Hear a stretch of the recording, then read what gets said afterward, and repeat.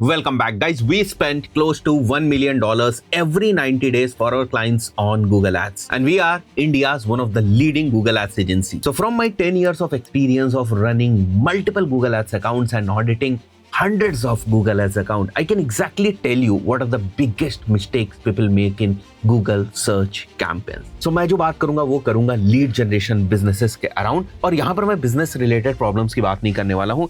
मैं बात करने वाला हूँ एग्जैक्टली उन गलतियों की जो आप अकाउंट के अंदर करते हैं. सो द फर्स्ट प्रॉब्लम जो मुझे काफी देखने को मिलती है, मैंने ये चीज बार बार लोगों को ठीक करने को बोली है, but conversion tracking is still one of the biggest problems in Google Ads account that we audit. So let me tell you, normal conversion से आपका काम नहीं चलने वाला. एग्जाम्पल के तौर पे आपके पास एक लैंडिंग पेज है, इसके ऊपर आपके पास एक फॉर्म है. उस फॉर्म के फिल होने पर आप क्या करते हो, ट्रैफिक को लेकर जाते हो थैंक यू पेज के ऊपर, और अगर थैंक यू पेज लोड होता है तो इस कंडीशन को बेसिकली आप कन्वर्जन जो है डिफाइन कर देते हो, और यही चीज एज कन्वर्जन जो है वो रिकॉर्ड हो जाती है आपके गूगल एड्स के अकाउंट में.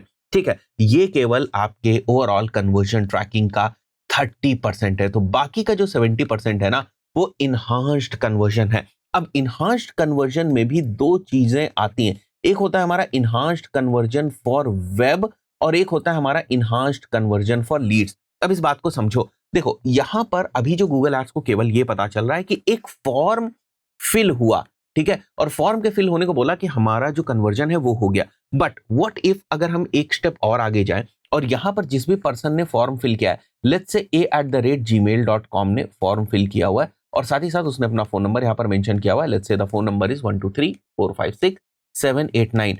व्हाट इफ अगर आप इस इंफॉर्मेशन को वापस गूगल एड्स के सिस्टम को भेज पाए in the form of encrypted data. तो अब गूगल एड्स के पास दो इंफॉर्मेशन है. पहली इंफॉर्मेशन ये कि एक लैंडिंग पेज था, वहां से फॉर्म फिल हुआ, यानी कि एक कन्वर्जन हुआ, और उसके बाद सेकंड इंफॉर्मेशन ये है कि किस पर्सन ने कन्वर्जन किया. बिकॉज अगर ये जीमेल की आईडी, अगर ये फोन नंबर है, तो गूगल के पास डेटाबेस में बहुत सारी इंफॉर्मेशन, उसके बेसिस पे एग्जैक्टली गूगल समझ सकता है कि ये कौन पर्सन है जिसने कन्वर्जन जो है वो किया हुआ है. तो अब ये दो इंफॉर्मेशन जो है वो गूगल के पास है. नाउ ये जो चीज मैंने आपको बताई, जहां पर ये इनक्रिप्टेड इंफॉर्मेशन जो है वापस आप गूगल एड्स को भेज रहे हैं, जो ये यूजर की information, this is called as enhanced conversion for web. अब इसके एक और स्टेप हम लोग आगे चलते हैं, और एक और स्टेप आगे चलने पर ये होगा कि ये जो लीड आई थी आपकी, ये लीड बेसिकली आपके सीआरएम के अंदर जाएगी. अब सीआरएम के अंदर आप जो है वो लीड के स्टेटसेस को चेंज करते हैं. हो सकता है कन्वर्जन हुआ हो, यानी कि फाइनल कन्वर्जन हुआ हो, या फिर हो सकता है फाइनल कन्वर्जन ना हुआ.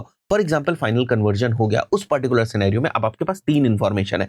एक तो वेबसाइट के ऊपर फॉर्म भरा जिसको आपने कन्वर्जन डिफाइन किया, और उसके बाद जिस भी पर्सन ने फॉर्म भरा उसकी जो इनक्रिप्टेड इंफॉर्मेशन है वो आपने वापस भेज दी गूगल एड्स को, और साथ ही साथ आपने सीआरएम को कनेक्ट करके या ऑफलाइन कन्वर्जन्स को कनेक्ट करके उस टेक्नोलॉजी के बेसिस पर आपने ये भी गूगल को बता दिया कि इस पर्सन ने जो है वो अल्टीमेटली हमारे प्रोडक्ट या सर्विसेज को लिया है या नहीं लिया. तो आप देख रहे हो ना, ये जो बाकी की दो चीजें मैंने आपको बताई, these are the 70% of the conversion.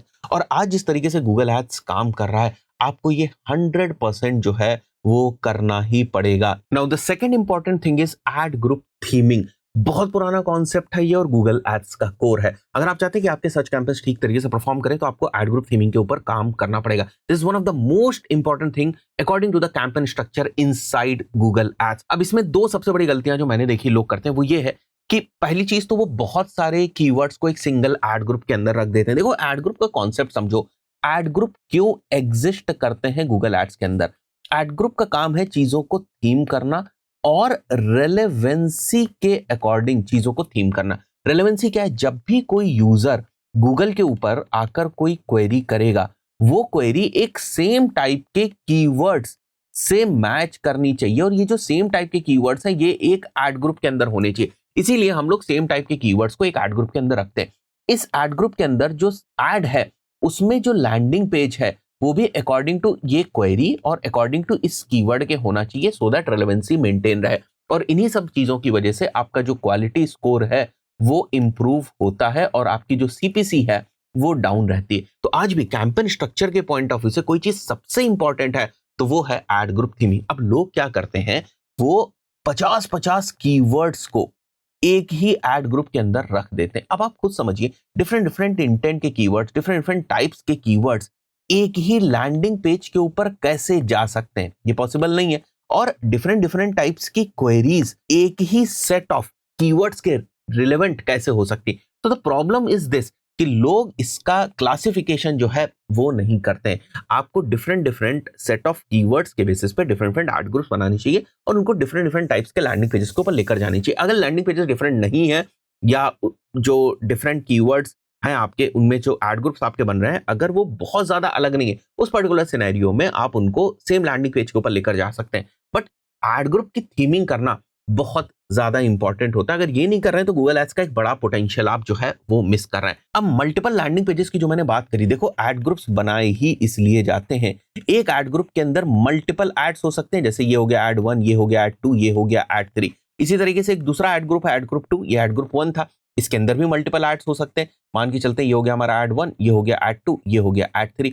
अब यहां पर ये जो 3 एड्स हैं इनके अंदर लैंडिंग पेज 2 होगा, यहां पर जो 3 एड्स हैं इनके अंदर लैंडिंग पेज 1 होगा। सर क्या हम ऐसा कर सकते हैं कि इस एड ग्रुप के अंदर ये वाला जो हमारा एड था एड 1, इसमें हम एक लैंडिंग पेज डाल दें लैंडिंग पेज 1, और एड 3 के अंदर हम लोग दूसरा लैंडिंग पेज डाल दें लैंडिंग पेज 2? क्या ये पॉसिबल है? नहीं, ये पॉसिबल ही नहीं है, बिकॉज एक एड ग्रुप के अंदर आप 2 डिफरेंट लैंडिंग पेजेस डाल ही नहीं सकते। ये आपको गूगल एड्स ही नहीं अलाउ करेगा, उसी की लिमिटेशन है। तो आप समझ रहे हो ना कि गूगल एड्स भी आपसे कहता है कि आप 2 डिफरेंट एड ग्रुप्स के अंदर 2 डिफरेंट लैंडिंग पेजेस को डाल सकते हैं, अगर उसके अकॉर्डिंग 2 डिफरेंट लैंडिंग पेजेस बन सकते हैं। बट अगर आपकी सर्विस वैसी है जहां पर आपके कीवर्ड्स जो सर्च हो रहे हैं उसके अकॉर्डिंग डिफरेंट डिफरेंट टाइप्स के एड ग्रुप्स बनने के तो चांसेस हैं, but different different landing pages के उतने ज्यादा चांसेस, कोई बात नहीं, लैंडिंग पेजेस नहीं बनाएंगे बट एड ग्रुप्स हम लोग जरूर बनाएंगे। सो ये भी एक बहुत ही इंपॉर्टेंट कॉन्सेप्ट है।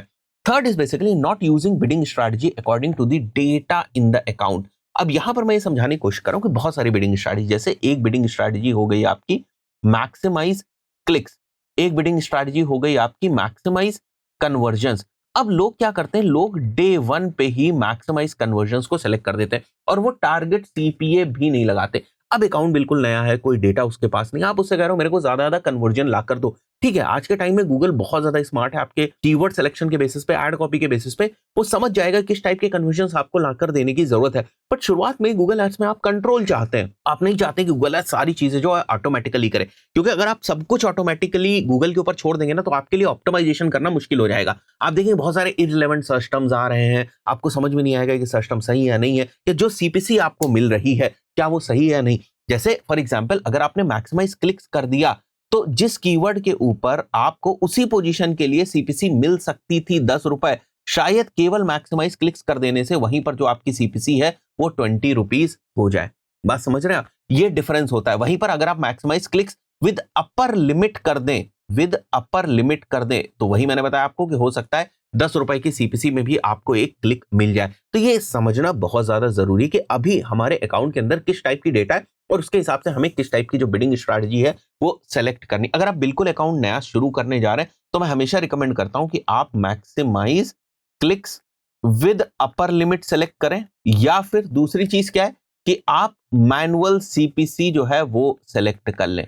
ठीक है, मैनुअल सीपीसी भी आप सेलेक्ट कर सकते हो, मैनुअल सीपीसी सेलेक्ट कर लें या maximise clicks with upper limit जो है वो सेलेक्ट कर लें। अगर आप मैक्सिमाइज कन्वर्जन्स को ट्राई करना चाहते हैं, ठीक है, मैक्सिमाइज कन्वर्जन का ऑप्शन होता है, बट इसको आप हमेशा टारगेट सीपीए के साथ यूज करें। और वैसे भी ये एक स्केलिंग बिडिंग स्ट्रैटेजी जो है वो होती है, ये स्टार्टिंग बिडिंग स्ट्रैटेजी नहीं है, ये स्केलिंग बिडिंग स्ट्रैटेजी। इसीलिए मैंने बोला ये समझना बहुत जरूरी है कि अभी हमारे अकाउंट के अंदर कौन सी डेटा है और उसके हिसाब से हमें कौन सी बिडिंग स्ट्रैटेजी को यूज करना चाहिए। नेक्स्ट जो हमारा पॉइंट है that is basically keyword match types and negative keyword optimisation. अब निगेटिव कीवर्ड्स में भी कौन सा मैच टाइप रखना है, मतलब अगर आप निगेटिव कीवर्ड्स यूज कर रहे हैं तो उसमें आपको कौन सा मैच टाइप रखना है बहुत ही इंपॉर्टेंट है। जैसे फॉर एग्जांपल आपने निगेटिव कर दिया फ्री को, तो अब ये जो फ्री इस तरीके से निगेटिव है, ये किस मैच टाइप में निगेटिव है? ब्रॉड मैच में। तो जिस तरीके से जब आप मेन कीवर्ड्स में फ्री को एज ब्रॉड मैच रखेंगे तो वो फ्री को भी कंसीडर कर लेगा, फ्री से मिलते जुलते शब्दों को भी कंसीडर कर लेगा, ऐड दिखा देगा उसके ऊपर। उसी तरीके से निगेटिव कीवर्ड्स में भी यही होता है कि अगर आप फ्री को निगेटिव कीवर्ड कर रहे हैं ब्रॉड मैच के अंदर, उस पर्टिकुलर सिनेरियो में वो उन कीवर्ड्स को भी निगेटिव कर देगा जो कीवर्ड्स फ्री से मिलते जुलते हैं। तो फ्री को करने से ऐसा भी हो सकता है कि मान के चलते हैं कोई पर्सन सर्च करता है अफोर्डेबल, तो उस सिनेरियो में आपका ऐड अफोर्डेबल के ऊपर भी नहीं दिखेगा। तो अगर आप निगेटिव कीवर्ड्स को यूज करें तो ये समझिए कि उसको किस मैच टाइप में यूज करें। ये भी मैंने बहुत सारे अकाउंट्स के अंदर गलतियां देखी कि वो प्रॉपर मैच टाइप्स को नहीं यूज करते। जैसे सबसे सेफ जो मैच टाइप होता है वो होता है हमारा फ्रेज मैच टाइप, और निगेटिव कीवर्ड्स के पॉइंट ऑफ व्यू से एग्जैक्ट मैच टाइप भी बहुत रिस्की है। जैसे आपने एग्जैक्ट में जो निगेटिव है वो कर दिया किसको, फ्री को। आपने कहा कि फ्री को मैं एग्जैक्ट में जो है वो निगेटिव कर दूंगा। उस पर्टिकुलर सिनेरियो में अगर कोई फ्री कोर्स भी सर्च करता है तो आपको क्या लग रहा है कि आपका ऐड दिखेगा या नहीं दिखेगा? आप तो सोचोगे ठीक है मैंने फ्री को निगेटिव कर दिया इसलिए मेरा ऐड नहीं दिखेगा, बट ऐसा नहीं है, क्योंकि इस बार फ्री कोर्स सर्च हो रहा है, एग्जैक्ट में फ्री नहीं हो रहा है। ठीक है, अगर कोई केवल ऐसे फ्री सर्च करता है एग्जैक्ट में तो आपका ऐड नहीं दिखता, बट यहां पर एग्जैक्ट में आपने फ्री को निगेटिव मेंशन किया हुआ है, बट कोई सर्च कर रहा है फ्री कोर्स, तो आपके ऐड के दिखने के चांसेस हैं भाई साहब। इसीलिए निगेटिव कीवर्ड्स को बड़ी सावधानी से यूज करने की जरूरत है। नेक्स्ट, इस पॉइंट के ऊपर तो मैंने एक सेपरेट अलग से वीडियो भी बनाया हुआ है कि अगर आप बहुत ज्यादा एआई का इस्तेमाल कर रहे हैं ऐड कॉपीज के अंदर तो वो भी ठीक नहीं है। और इसके पीछे जो मेरा तर्क है वो ये है कि जब हम ऐड कॉपीज की बात करते हैं तो उसमें 15 हेडलाइंस होती हैं, और जहां तक मैंने देखा है ना कि गूगल एड्स क्या करता है, इन 15 हेडलाइंस को एक ही जैसा जो है वो ट्रीट करता है, और कई बार जो वो कॉपी लिखता है ना उसमें काफी रिपीटेटिव वर्ड्स होते हैं। तो आप ये समझिए ना कि बहुत जेनेरिक टाइप की एड कॉपी होती है। अगर आपको कुछ ही कम एड्स बनाने उस पर्टिकुलर सिनेरियो में अगर आप मैनुअली और कॉम्पिटिटर रिसर्च करके देख देख कर एक एक ऐड को अच्छे से ऐड कॉपी बनाएंगे तो ज्यादा अच्छी ऐड कॉपी आप लिख पाएंगे। हाँ, वो बात अलग है कि अगर आपको लगता है कि आपकी अंग्रेजी कमजोर है, आपसे ग्रामर की जो है वो मिस्टेक हो जाती है, तो वो सारी चीजों को आप थोड़ा सा जो है वो सही कर लें चैट जीपीटी वगैरह की मदद से, बट बहुत ज्यादा एआई का इस्तेमाल मत करें गूगल एड्स की एड कॉपी को लिखने के पॉइंट ऑफ व्यू से। आइडिएशन वगैरह के लिए अगर आप करना चाहें तो कर लें, बट मैंने क्या देखा है लोग क्या करते हैं सीधे सीधे 15 हेडलाइंस है वो निकलवा लेते हैं चैट जीपीटी से, किसी भी एआई टूल से, और उठाकर सीधे सीधे उसी को चिपका देते हैं। This is not recommended. Next is basically URL based tracking. इसके ऊपर भी मैं कई बार अलग से जो वीडियोस है वो बना चुका हूं।